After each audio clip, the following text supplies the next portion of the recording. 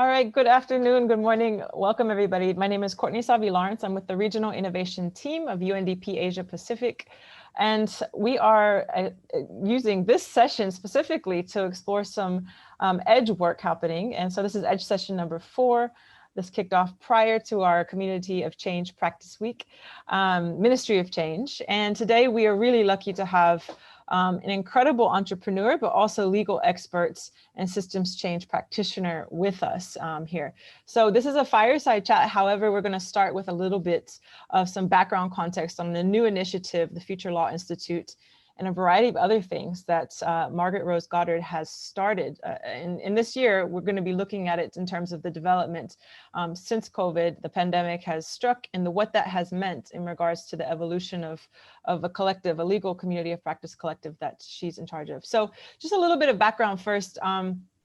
Margaret, as I already mentioned, is dynamic in many ways, but has been practicing law since the early age out of the Caribbean, especially around leading anti-corruption and public procurement law for several years. And I'll let her share a little bit more of her story behind that. However, she's also accomplished entrepreneur, songwriter, singer, impact entrepreneur as well. So we're really lucky to hear a little bit more of the backstory of the Future Law Institute, and plus the implications and how that might translate into the work that the UN and other international organizations, when facing systemic risks, when responding to COVID, how might we be perceiving, looking at, and working with the legal system? So Margaret, thanks again for taking time to be with us, and over to you. Okay, thank you very much, Courtney. It's a pleasure to be here, and I'm really grateful for the UNDP and the Regional Innovation Center for inviting us at the Future Law Institute to share a bit on what we're trying to do. I'm particularly excited about presenting today on what we're doing because, you know, we have a situation in the world today where we are all observing right now that the systems that we have in place to address our collective responsibilities and obligations and challenges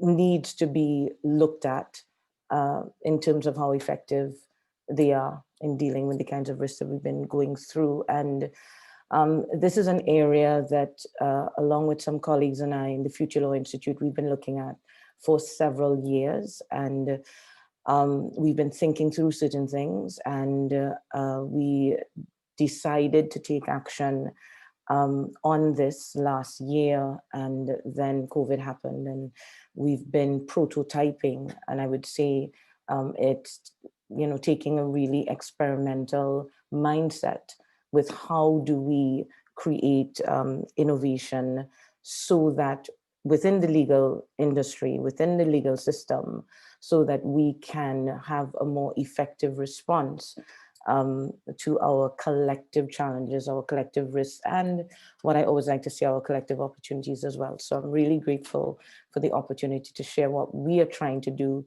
in our little spot in the world. And so we've titled the presentation today, Exploring Emergent Models for Legal System Change. And we think what we're doing in the Future Law Institute is that. And so in the presentation, hope to keep it within 15 minutes and then have a conversation with all of you on what we're doing and invite you to put questions in the chat.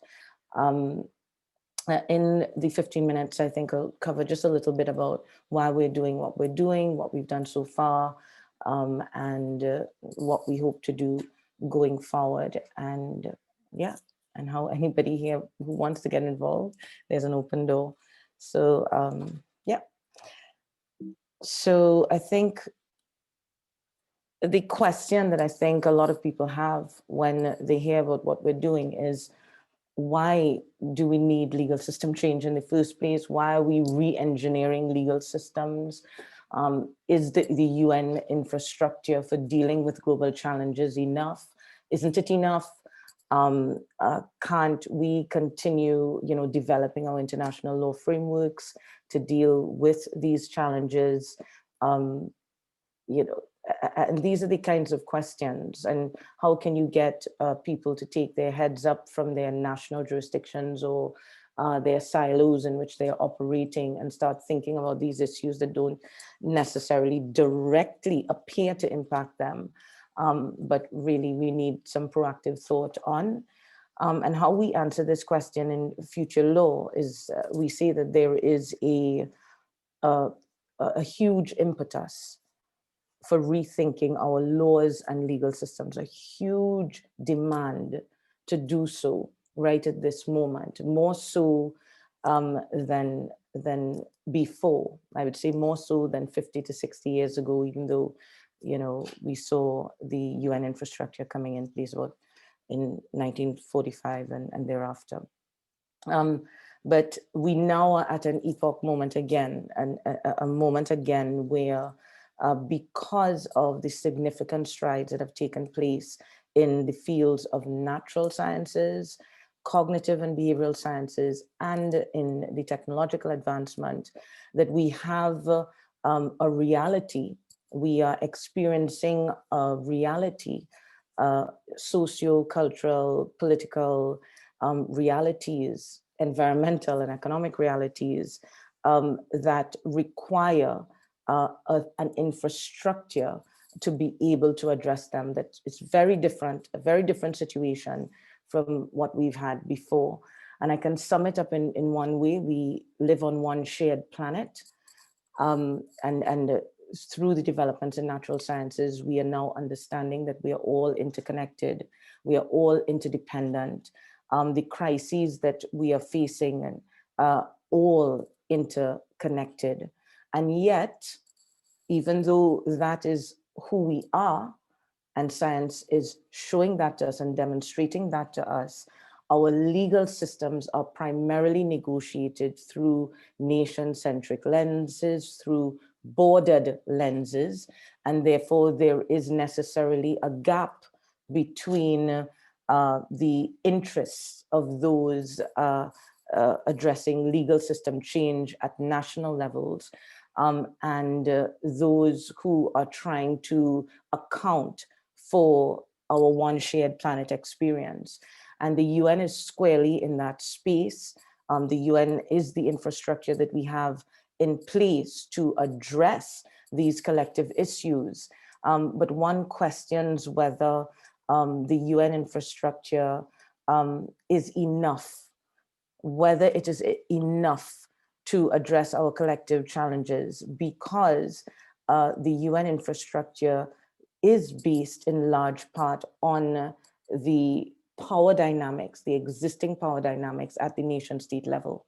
And so we see how that particular structural constraint in the UN has stymied the UN's ability to respond rapidly and quickly and with teeth to some of the challenges that we face. And so there's the issue of how do we address the one shared planet issue. There is also the issue that our laws and legal systems in modern Western democracies are primarily based on a conception of man as being rational and as being profit-seeking, right-seeking, self-seeking, and again, we've seen changes in recent developments in the fields of cognitive and behavioral sciences that are really showing us that whereas how Hobbes and Locke may have perceived us as being selfish and competitive and having to and seeking to maximize our utility, even though that is a part of who we are, science is showing us that that's not all of who we are. And in fact, it may be that we are far more pro-social and pro-belonging and pro-compassion than we ever thought. And so we have a legal system that is premised on a partial understanding of who we are and not all of who we are. And thirdly, we have this rapid technological advancement. We're in the information age.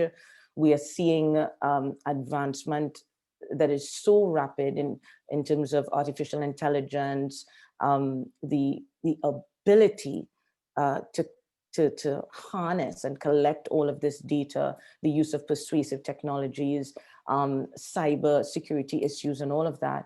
We are seeing that our legal systems and policies are really playing catch up. And there's a real gap there for how do we regulate for this new world, for this exponential shift that has taken place technologically. And so this is why we think that there needs to be some sort of coherent approach and proactive and assertive approach to addressing our challenges, particularly from a legal lens. And one of the things that we think is an important question, particularly from the UNDP and the UN perspective, and we're looking at Agenda 2030 and making it happen, one of the questions that is very central to the work that we're doing is, in what ways are our current laws and legal systems enabling progress toward the Sustainable Development Goals, and in what ways are they presenting obstacles to the achievement and the progress against the Sustainable Development Goals? Because we all have read the reports in terms of our trajectory and where we're going, and whether we are going to be able to achieve those targets by 2030 is seriously questioned. And so there is need for a radical shift in the law as well to progress. And I will demonstrate how that might be able to happen as we go forward. So in the Future Law Institute, what we've looked at is how are laws changed in our existing legal systems. And I would say that it's very similar across the board, across the world. If you take a comparative law perspective, even though we're dominated by the Western approaches, and post-colonial states like Africa, Caribbean, and Pacific are also, negotiating laws within that Western parliamentary sort of system. Even in Arabic systems and in Chinese systems, you see in Asia, it's very similar in the way in which, if you look at law and legal system change from a conceptual level, it is quite similar. We're all on the old model of having a particularly nation-centric, bordered approach to how laws are passed, and that's necessary. Yeah, it is necessary, and yet it is part of the stumbling block to us really figuring out how to work better together on this one shared planet. It's based on us being competitive, right-seeking, and proprietary. Our approaches to causality, why something causes something else to happen, pretty old school, linear, and reductionist. Particularly in the legal sphere, it is built, and necessarily so, on the doctrine of stare decisis, on the doctrine of precedent. That's a built-in path dependency. It's about certainty.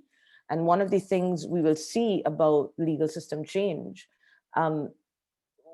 which is why it's so complex in the legal arena, is that which makes the law reliable, its certainty and its rigidity at times, is what is required for there to be order in society, and it's part of what makes the rule of law important.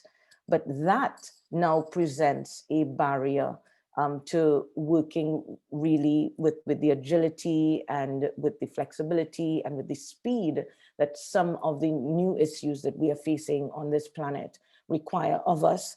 The old model also, based on our proprietary approaches, we are extractive in our environment, and we are understanding how that is impacting us.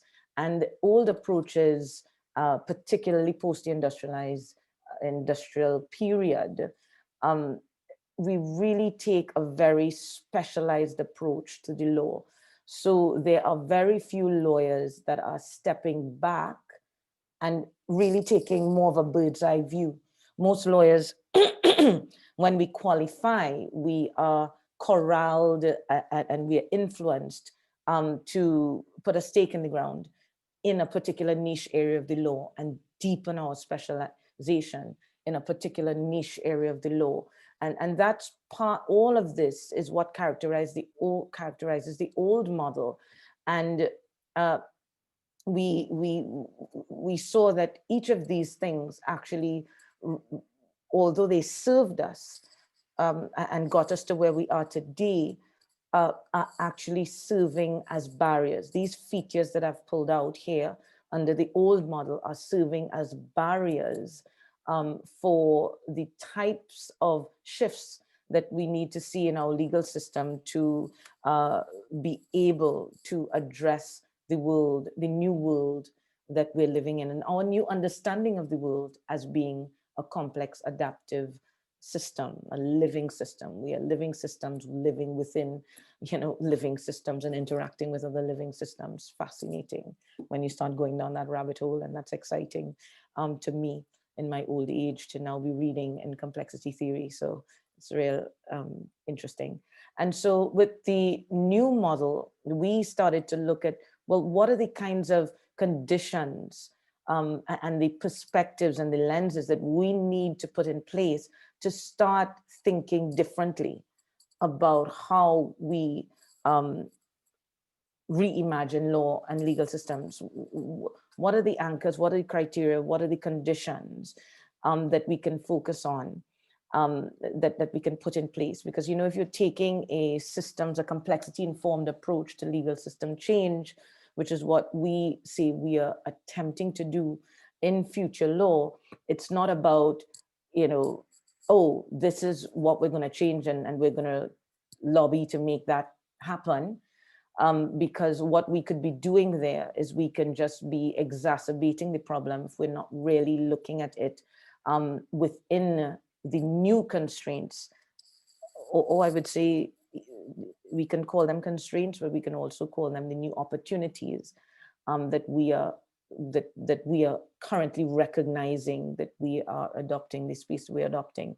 And so it requires, we think, a pluralistic approach to legal system change, which is a very challenging issue in the law. And those who are in the room who are comparative lawyers know that this is a highly contested and provocative area. How can we take a pluralistic approach to the law, that there could be many different approaches to creating law and legal systems? How can we hold space for that pluralism? And there have been those who are like, well, that just can't be done. We need to order ourselves in particular ways. We need to have universal approaches, and a human rights-based purist approach is not a pluralistic approach, right? And so most of us have been there and have been brought through that sort of thinking of a human rights-based approach, and I am one. And my background, yes, has been public procurement law, anti-corruption, and prior to that, human rights. And so that is my specific lens, and it's about how do we balance the complexity of that there are these fundamental, universal human rights, but at the same time allow for pluralism in legal systems. Very challenging issue, which is outside of the scope of what we're discussing today. Don't ask me too many hard questions in that area, but it is something that has to be recognized as a constraint and an opportunity if we are designing a new legal system change innovation model, which is what we are trying to do and what we are trying to prototype and experiment with at Future Law. We're also experimenting with looking at the negotiation of laws in a collaborative, systemic, and open way, as opposed to the competitive, right-seeking, and proprietary way. So open source, and how do we share and learn from each other, not only in the process of negotiating new law, but in different industries and in society. How do we embrace the commons, right? The new model must recognize the complexity of the situation that we're in. It must allow for emergent outcomes and not just dictated outcomes. And I know these are really, really challenging and difficult issues. So I'm just running through them quickly, but we know how challenging it is for us to say that law must be flexible enough to allow for emergent outcomes, when we know that there in some situations we have to have the rigidity, we need to have the focus and the certainty. So it's very difficult when we're thinking about emergent models in legal system change, but hopefully as we get through the presentation, more will begin to flower for those of you who have not been thinking in this space. Also, how can we think about creating laws and legal systems that promote a more regenerative approach to our economy? And finally, meta-legal, we call it meta-legal approaches to legal system change. And when we say meta, it is recognizing the relationship between law and its impacts in society, but also that it cannot be divorced from interdisciplinary impacts. And so our meta-legal research approach is about bringing in data sets from many different disciplines. And I will share a little bit more about how we did that during COVID-19 and what that produced for us. So just at a really high level, guys, I've just tried to share on this slide the old way, and what we are suggesting is some of the features of the new way of looking at law and legal system change that we are experimenting with. And so what we are doing in the Future Law Institute is we have designed what we call networked communities of practice that are holding the space for these features I outlined in the previous slide. And the key conditions that we are holding to in those network communities of practice are that they are transnational. So our networks communities of practice are not jurisdiction based. That's the first point. We are inviting people from all over the world to participate in a network community of practice, which is focused around a problematized or emergent area of law, a legal issue, a transnational challenge. And I'll share some examples of what we mean by that going forward. And what these network communities of practice are set up to do is for us to share knowledge and do research. I'll share more on another slide, at a transnational level. So multilateral cooperation, not state-centered though. It's more a professional movement, interdisciplinary movement that we're trying to create here in these network communities of practice. To think about our collective challenges and our collective risk and our collective opportunities, and to think through at that level, and also interdisciplinary. So it is not just about we want lawyers in this network community of practice in Future Law. No, it is open to all disciplines who share the desire to contribute on a particular issue. So let's say we have a network community of practice on environment. So we'll have the lawyers, we'll have the scientists, we will have, many different disciplines. We'll also have activists and all of that in there, and I'll get more granular with that as we go forward. But these are the two key things at the highest level, that are the key conditions that we think if we don't have this, then we don't have the right interests and the right knowledge and stakeholders in the community. It's just focused on one jurisdiction or just within our silos in a particular niche, then we're not going to create the conditions for us to gain new insights into the problems that we share. But I do want to make it clear that our network community of practice is not just, oh, let's just come together and think about this. We are really focused on sharing our knowledge from different jurisdictions and across different disciplines on particular issues, and generating new knowledge and insights. And I'll share a little more on that, on what happened in COVID-19 and the interesting things that emerged when we were operating doing that. We also are in there not just to share knowledge and generate knowledge, new knowledge, but also to do policy and system mapping and identify high leverage strategic intervention points, and then to create new norms, so new narratives for change, new model provisions, and also to support and enable bottom-up legal system change. I know it sounds like a lot, but as I get more granular, I think you'll see how we are planning to do it. And I think a lot can be answered through the questions that you ask as well. So one of the key outputs of our network communities of practice are what we call high leverage strategic intervention points. How can we look at the system? We first map policies within a particular area. We map the policies. Then we look then we do what we call meta-legal research, that is linking the policies to impacts in society, to data sets that we would find.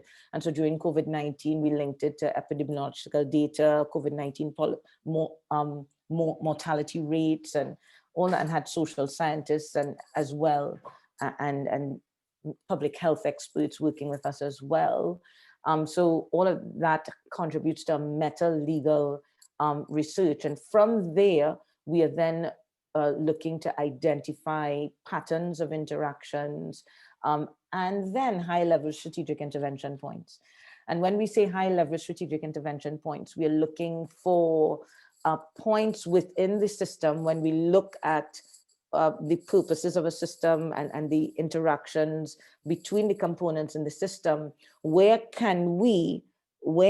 we're looking to see where there is a policy intervention that can be done, that can have exponential impact and really create a transformational shift in the output of our legal system. Because a lot of people ask, what does law need have to do with this? I know it sounds crazy to me every time I hear the question, but a lot of people have approached it like, innovation, the law is keeping us back from the innovation. So, what is this about the law? But at the end of the day, guys, to me, the law is the fabric that is invisible to a lot of us.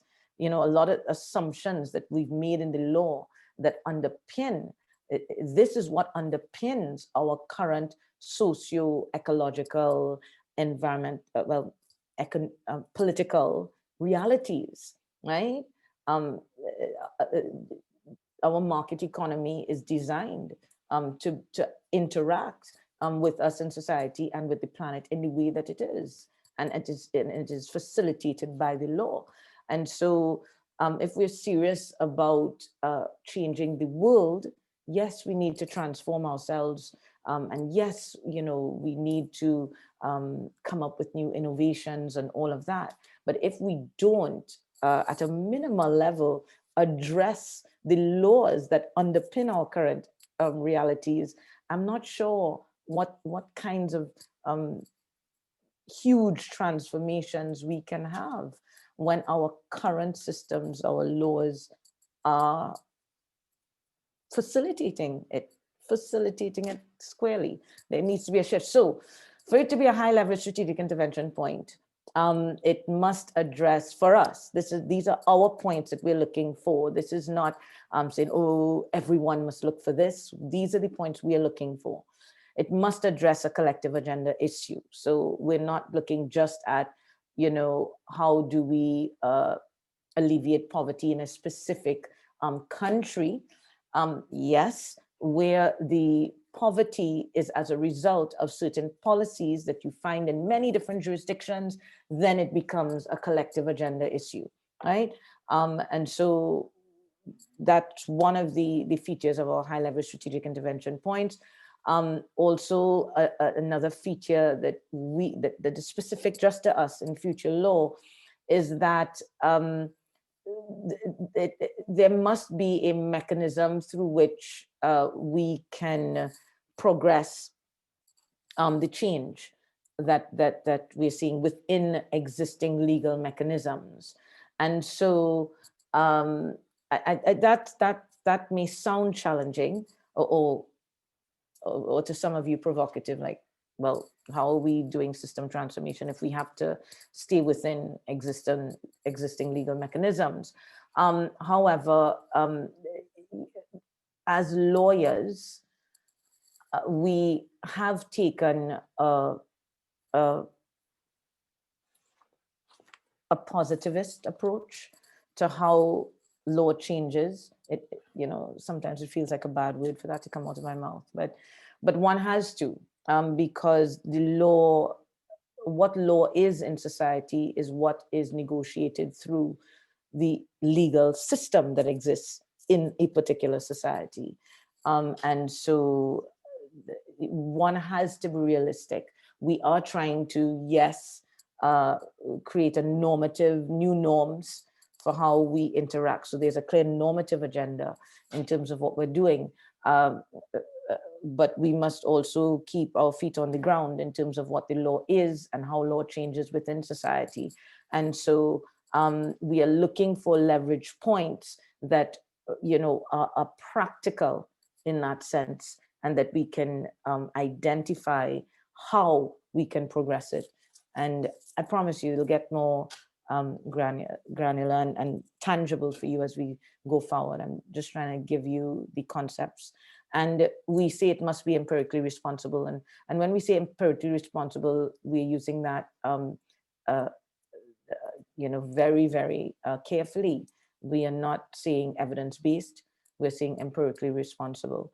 And so it becomes something that contributes to a transformational shift in legal systems when it is recognizing our interconnectedness and our interdependence, that science has demonstrated that we are, and when it recognizes our pro-social underpinning and stuff as well. Yeah. And so what have we done so far? Now we're going to get a little more granular so that you can see what we've been doing and how we've been doing it, and make this a little more tangible, right? So the Future Law Institute, we are brand new in this space. We incorporated in UK as a social enterprise in April 2019. And our focus is research, education, and capacity building for legal system change. And we are focused primarily on issues of comparative law research. We are focused on issues where we are looking at the intersection or taking a complexity lens to legal system change, and looking at research papers that are taking that lens. And I will say I'm a doctoral researcher completing my doctorate right now at the University of Bath. And that is what I am trying to do in my research, taking a complexity lens to public policy making, particularly in the area of public procurement law. And so that we came together because we recognize that in every niche, every area of the law, what would that look like if we took a complexity lens to it? If we took this, what I would call an empirically responsible lens to it, and how can we then understand its impacts on society, that particular policy set of rules in a particular niche. And yeah, and it's really an exciting exploration to do that. So we set ourselves up to do that. And during 2019, we launched our first set of virtual master classes, and over 1,100 lawyers from all over the world came and participated in our master classes on what we call next generation legal practice. And that was pretty exciting to us to see the traction that our ideas and what we're trying to do was getting from lawyers. And our focus primarily was on lawyers because we felt that lawyers understood lawyers are the ones who are trained in legal systems and how legal systems operate. And so if you want to transform legal systems, we felt, wouldn't it be great to have an army of professionals, legal professionals who, would, with intention, taking that complexity lens and really trying to see within different niches how they could do it. So we were excited by the traction of that. And we were planning our first virtual summit in March 2020 to build what we call our Future Law Collaborative, which was going to be our interdisciplinary collaborative, and bring everybody on board there. Because we feel, so we had not in 2019 established any network community of practice yet. We just had the plans on paper for, for a Future Law Collaborative, which was transnational and interdisciplinary. And yeah, we were planning to do it in March 2020.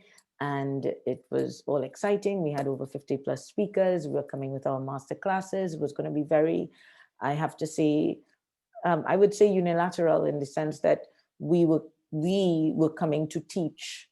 That's how we saw it, with the experts that we had brought together and really fill this gap in terms this new skills gap and these new ways of thinking about the law. That gap, we were coming to fill that gap. And guys, as happened with all of us, January into February, my partner Anya Bly and I were planning our summit, and we started to pay attention January into February to what was going on with COVID-19. And even before it really became a huge deal and was declared a pandemic, I think around 11th of March, 2020, my colleagues and I in Future Law Institute, we were like, wait a minute, this COVID-19 that is emerging is exactly the type of collective risk that we are harping on, that we've been seeing for the last year, that we need to prepare for, and we need to have a transnational, interdisciplinary, collaborative working on. This is what we had been preaching, and that the ideas that had resonated with the lawyers who had participated in our classes before. So we were like, this is exactly what we've been preparing for. So we then decided, when it was happening, we said, but wait, we have no idea where this is going to go. So we then decided to change our creative question. We were like, hold a minute. Do we just run along doing what we were planning to do? Or do we press pause and start to make sense of what's going on, what these changes are? And we said, we changed our question. We said, well, if we already had this interdisciplinary, transnational collaborative, and we're trying to build, if we already had it in place, what would it do during the time of COVID? That's the question we asked ourselves. And from the time we asked ourselves, we knew exactly what we needed to do. We needed to stop promoting this summit that we were planning, and we needed to get along with the work. And what we did instead of the summit, around the 23rd of March. I'm sorry, around the 23rd of March, we put out a call to lawyers all over the world. Again, when we started, I want you all to see the shift. We knew we wanted to create an interdisciplinary collaborative, but we still had a very legal lens to the work that we were doing.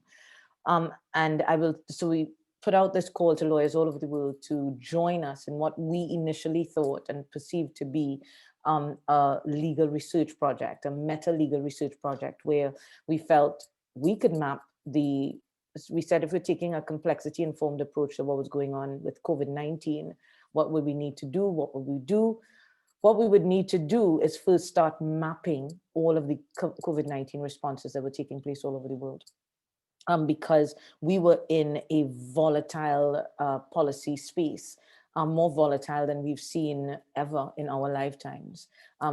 Governments all over the world and public agencies were passing new rules, reforms, policies, sometimes on a daily, sometimes weekly, daily, sometimes on an hourly basis in the earliest wave of this pandemic. And that's a lot to make sense of. And so we felt, who's doing this work? Let's do this work, and let's do it in an open source way. And so we did that. And over the 6 months from March to July, August, we built a collaborative of over 180 lawyers. But then we had many other disciplines coming in as well to support the work and to help us map the policies and help us do the research. And by July, August 2020, we have now, it's open access at gcpr.io, the global COVID-19 policy response database that has over 10,000 rows of policy data from 196 countries. Just an incredible resource, because what is distinct from the resource that you may find, let's say Oxford University has a policy tracker, IMF has a policy tracker, hoping UN is tracking some policies somewhere. I mean, I don't have access to the UN policy tracking, but some organizations, some law firms are doing policy tracking as well. But what you see with many of these policy trackers is, one, you get secondary information. So you get reports about what the policy changes are. And you get, when law firms are doing it, you're getting proprietary responses. So DLA Piper has that, but you get their take, their expertise on what has happened, as opposed to access to the actual policies themselves, which is what we have been collecting. About 20 to 30%, in that range of the 10,000 rows of policy data, we actually have in hard policy form, which is a huge feat to accomplish, when many countries all over the world, they don't produce their laws and policies in machine readable form and all of that. And so very quickly we learned that what we were undertaking was a technological project and not just a legal research project. And out of that GCPR research, we started, exactly as I've said before, it's about mapping the policies, then doing the meta-legal research, correlating it with other data. And one of the things we did, which was quite interesting, is that we looked at the correlation between rule of law in society and COVID-19 mortality rates. So that's one of the things we did.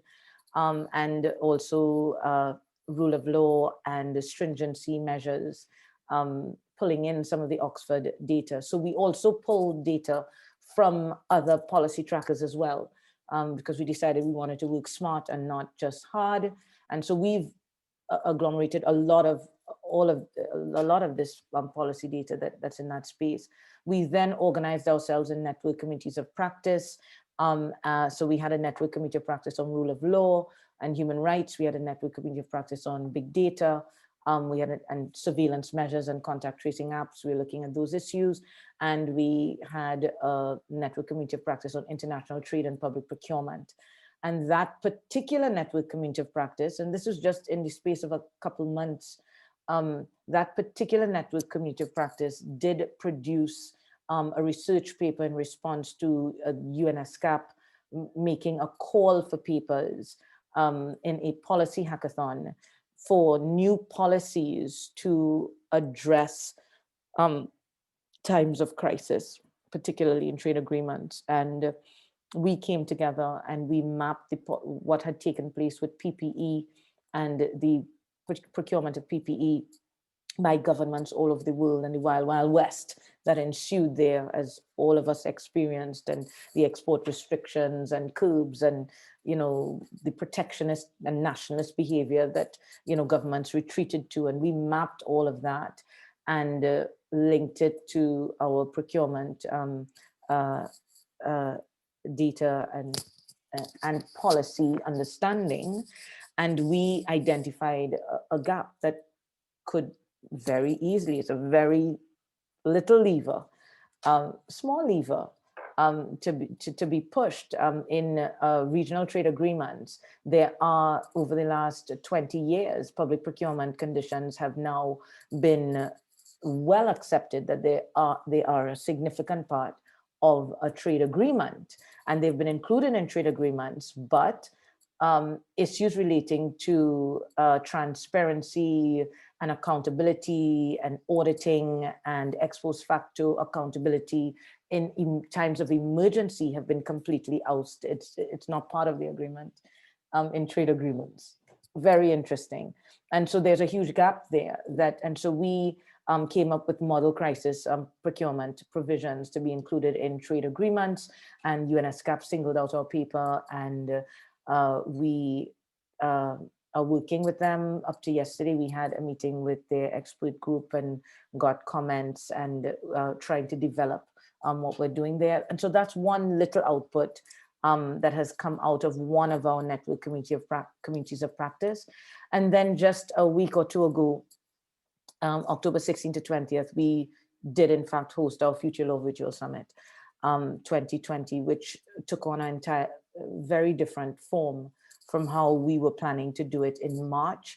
And so I would say that because we are doing our best to really embody this experimental and agile and emergent mindset that is paying attention to the feedback that we are getting every step of the way as we take a step to do something, really gathering the feedback and then allowing that to inform our next actions, not planning too far ahead.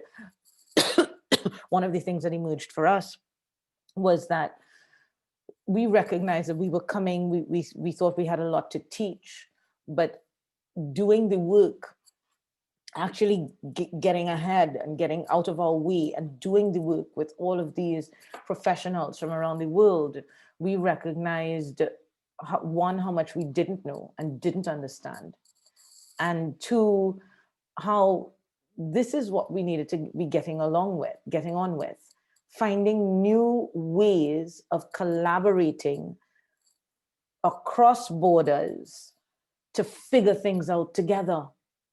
And we said, you know what, this actually is the most important aspect of our work right now as we go forward. And so we decided that the summit was going to be a little different. It was going to be, the theme was negotiating the new normal.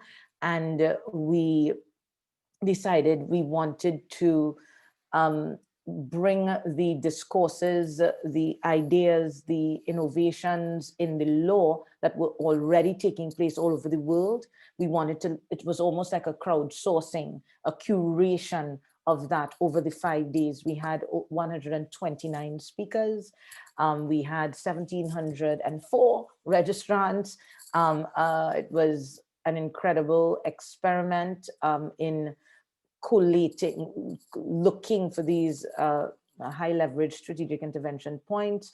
And coming out of that summit, we have already identified, and there is a lot more. We have over 100 hours of content, and they are all available and accessible at negotiatingthenewnormal.com and through our website, futurelaw.io. But we've taken down the site temporarily because we had to increase our server capacity because of what was happening on the site over the last 5 days. We had 4 stages, and all of that was quite an experience. So what we have been collating some of the high leverage strategic intervention points that we want to be looking at going forward. And we already have over 50 plus, but we have not gone through all of the hours of the content to pull out even more. Now, the intervention points that we identify, not all of them will we be coalescing and bringing resources to bear to make it happen and then to figure it out. But there are a few that we are definitely working on. And I just decided I would highlight 12 in this presentation and then close up. I have a sense that I've gone on for way more than I should have gone on for. I wasn't seeing any time checks, Courtney. But very quickly, so the crisis procurement provisions, as I spoke about, ecocide law is we see as a high leverage strategic intervention point. Making the damage that corporations do an offense at the International Criminal Court level, and ensuring that there's individual responsibility and therefore potential jail time for decision makers in corporates. Earth rights, recognition of non-human and ecosystem rights within corporate structures, algorithmic injustice. How do we, bring more ethical and accountable AI, circular economy law? What are the laws and policies that we can put in place that create a more regenerative economy? Citizen-led legal reform. And in fact, Courtney, who is here, presented at that summit on the work that was done in Thailand, where there was a citizen-led legal legislative reform movement, because there is the legislative framework in Thailand for citizens who can amass over 10,000, at least 10,000 signatures to get law reforms put on the table and considered. And in many jurisdictions all over the world, there is that legislative avenue, which is an area that we pulling the research together to support our members to be able to lobby for legal system change. Climate reparations was a very interesting point that we want to be looking at, about addressing the imbalance, the global inequality imbalance, and how we might go about that. Commons Capital Fund was another interesting strategic intervention point that we wanted to look at. New financing models for SDGs. I'm looking at the time, so I'll just, transfer pricing and how do we regulate and eliminate that. Data protection and persuasive technology. So I just highlighted 12, but one of the things you may think, well, we know a lot of these issues are out there. What is Future Law doing that is going to be different? And well, what we are doing that's different is that we are not just advocating, oh, this law needs to be changed, or this is the new policy that should happen, or let's go and get the UN to do something on this at an international level. We are actually identifying strategic intervention points that can be progressed from the bottom up in local jurisdictions, and seeking to create the partnerships and the networks to be able to support legal system change from the bottom up. So for example, in New Zealand, the rights of a river, non-human rights were recognized in the Whangaharungi River. Apologize, that's not how you pronounce it, but the rights of the river were recognized. And so that's a legal system change there. What if we could create a community of practice around that and support lawyers and activists and professionals of other disciplines who may want to lobby and create movements for change in their local jurisdictions to do that. So we provide them with the support at the top, the knowledge generation and the narratives, and so that once it's created once, it can just be shared and hopefully scaled quite quickly. So yeah, that's basically what we're doing. These are the areas that we have our network committees of practice in: global governance and multilateralism, rule of law and human rights, global COVID-19, policy response, which has thrown up some really interesting things, and big data, international trade, blockchain and crypto governance, space law, emergent law, technology and practice, and the environment. And under the environment, circular economy would come, non-human rights, ecosystem rights would be there, many different things. Ecocide would be in our environmental network community of practice. Courtney, I think I should stop. Thank you, Margaret, so much. It's always a pleasure to hear from you. And it's just fascinating, I think.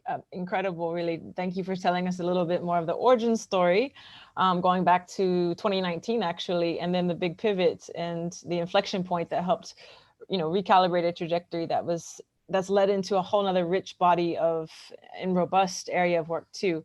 So it was quite the fireside chat. If you have another 5 or 10 minutes, I think we have some interesting questions that have percolated up, and I'd like to first ask Nick Booth, and then we'll hear from Christine Wellington Moore as well. So Nick, over to you first. You should be able to unmute your mic and share. Yep, I'm unmuted, so you should be able to hear me. Is that okay? Yeah, perfect. Okay, great. So listen, looking at the time, I'm going to be very brief. And actually, Margaret, you answered at the very end the question I was going to ask, because I wanted to know more specifically about the different domains you're working on. And the fact is, I can already tell that there's a lot of area of interaction with our areas. And I think that's important because, different bits of the UN work different ways, and I think they're complementary. So while our colleagues, in the Office of Human Rights may be the ones working on treaties and, that path, we are based in our country offices. So our work is always about trying to find strategic level intervention points at country level, but also, but having a broader network to understand what's the change we want to see, and then looking at the actual intervention points that we can find in countries. So I think that, through our different kind of constituencies, we share common themes and common approaches.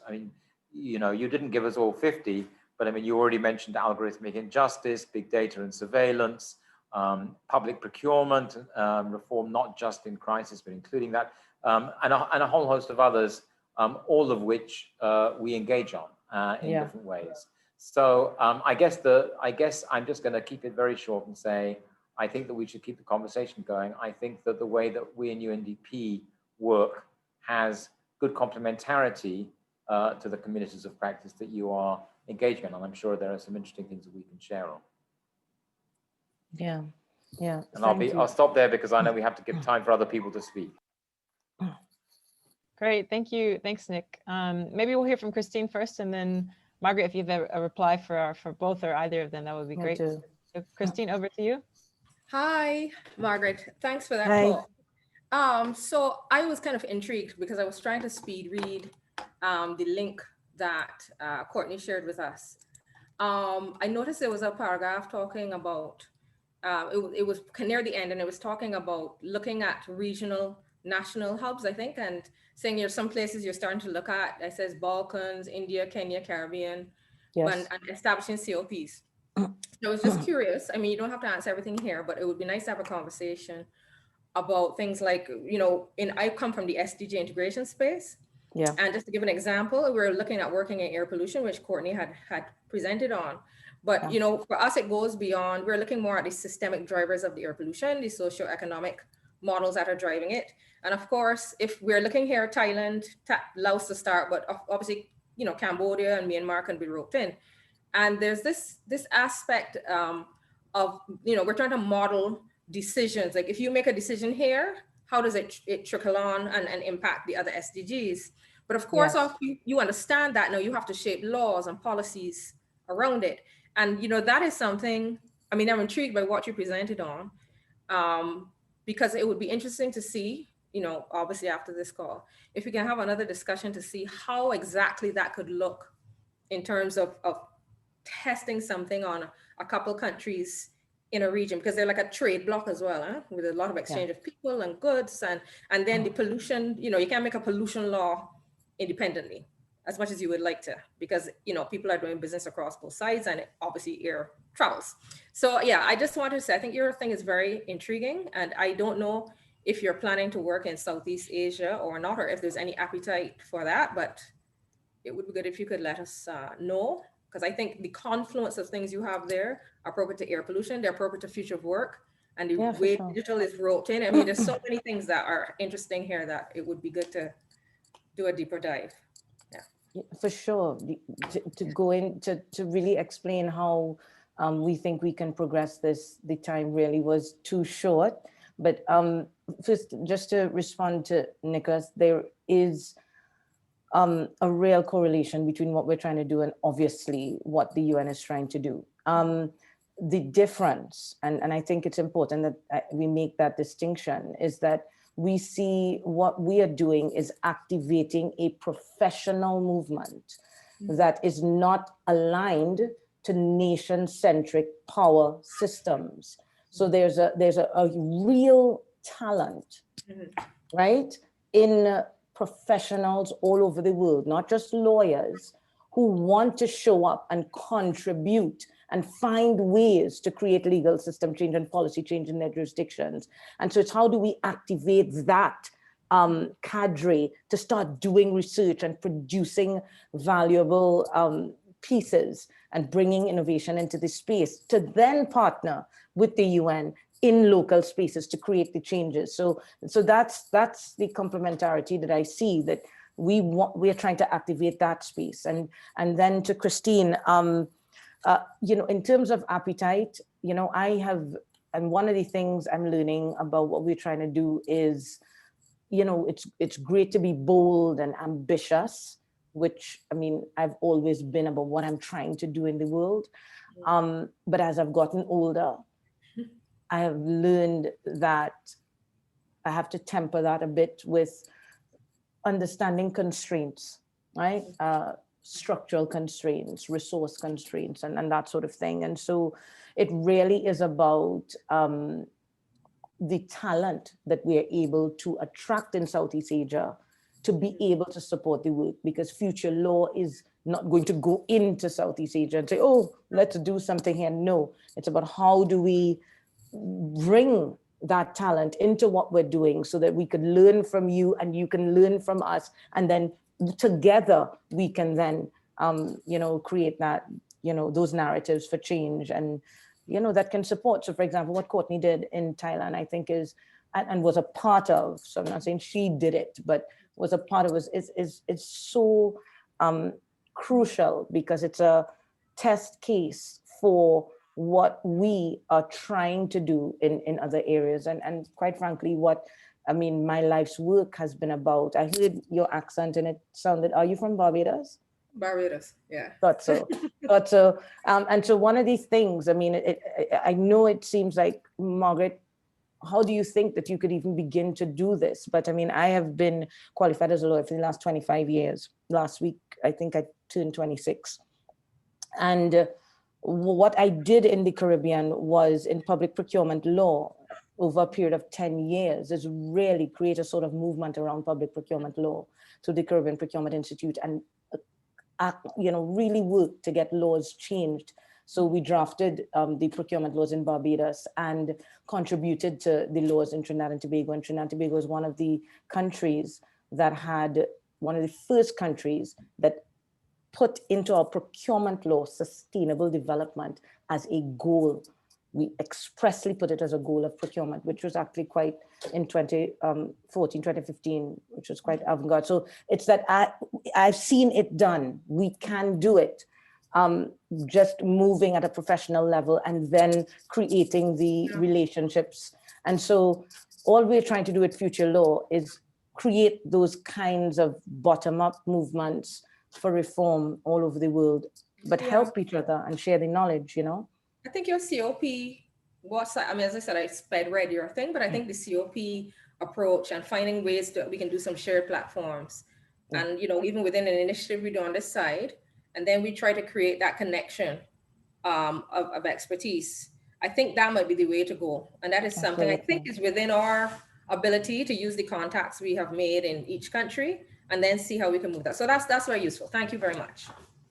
It's great. It's exciting.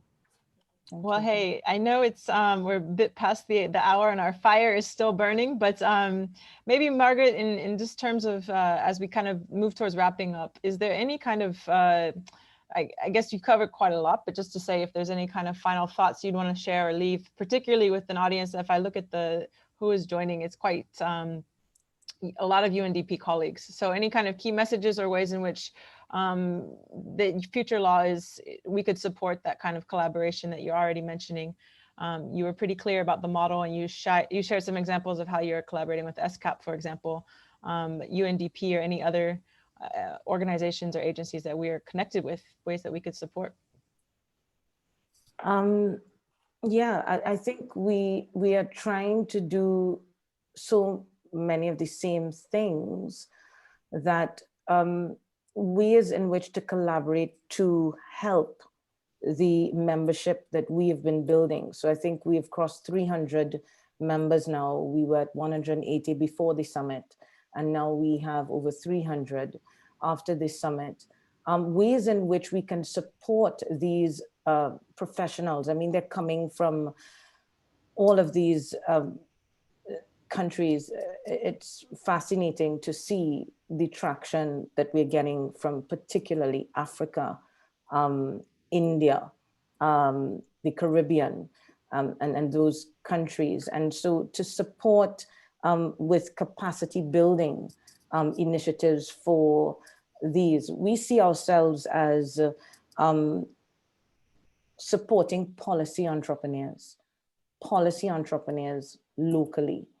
And yeah, so any support to support them, I think would be incredible in the niches where we are aligned. And I think we're aligned on almost everything, but yeah. Okay, well, we have we have several different initiatives. One, and we have on the line as well, Afreen, one of my teammates, around next gen governance. And it's been fascinating, really. I think you've just opened the appetite in terms of more questions to ask versus answers to some of the questions we started with. And that was what we are hoping to achieve with this conversation. And we are definitely looking forward to watching how things evolve and move, and look forward to also picking back up different threads that make sense according to context and opportunities that arise. So on that note, just want to say thank you so much. Thanks to everyone that invested time live to be here with us. We had a lot of people register, and we know that it's also sometimes difficult, competing priorities and time zones too, for that matter. But Margaret, thanks again for being with us, and we will have the recording up soon on the website, on our Ministry of Change site for that matter as well. And we're wishing you really a wonderful rest of the day over there in the UK. Thanks, everybody. Thanks. Thanks, Gordon. Yeah.